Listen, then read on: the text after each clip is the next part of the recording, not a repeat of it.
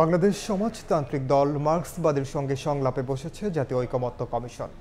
এই মুহূর্তে জাতীয় সংসদ ভবনের এলডি হলের সামনে আছেন সহকর্মী আতাউর কাউসার। সরাসরি যাচ্ছি তার কাছে।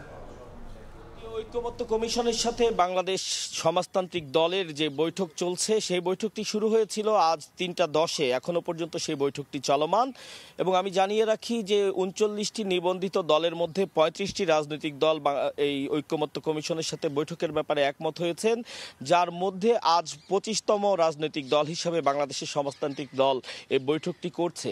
তো বৈঠকের শুরুতে যে সূচনা বক্তব্য, সেই সূচনা বক্তব্যে জাতীয় ঐকমত্য কমিশনের সহসভাপতি অধ্যাপক আলী রিয়াজ তিনি বলেছেন, গণ অভ্যুত্থানের মতো গণতন্ত্র পুনরুদ্ধারেও দল মত নির্বিশেষে সবাইকে একযোগে এগিয়ে আসতে হবে এই আহ্বান তিনি জানিয়েছেন। এবং তিনি আক্ষেপ করে বলেছেন যে স্বাধীনতার ৫৫ বছর পরেও কিন্তু আসলে বাংলাদেশে গণতন্ত্র সুরক্ষিত হয়নি। তো এই গণতন্ত্র সুরক্ষিত করার যে প্রচেষ্টা, সেই প্রচেষ্টারই একটি অংশ এই জাতীয় ঐকমত্য কমিশনের সকল রাজনৈতিক দলের সাথে যে বৈঠক, সেই বৈঠকটি।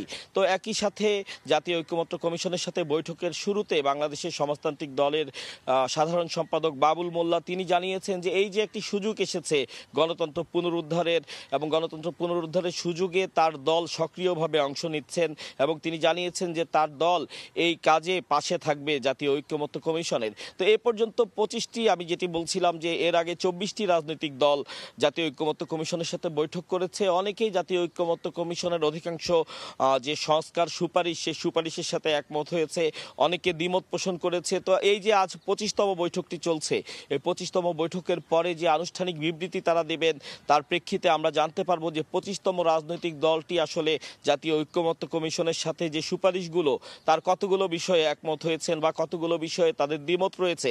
যেমন অনেক রাজনৈতিক দলের ব্যাপারে আমরা যেমনটি দেখেছি যে তারা সংস্কার চান, তবে নির্বাচনের ব্যাপারেও তারা একটি দ্রুততম সময়ের মধ্যে নির্বাচন চান, অনেকেই ডিসেম্বরের কথা বলছেন।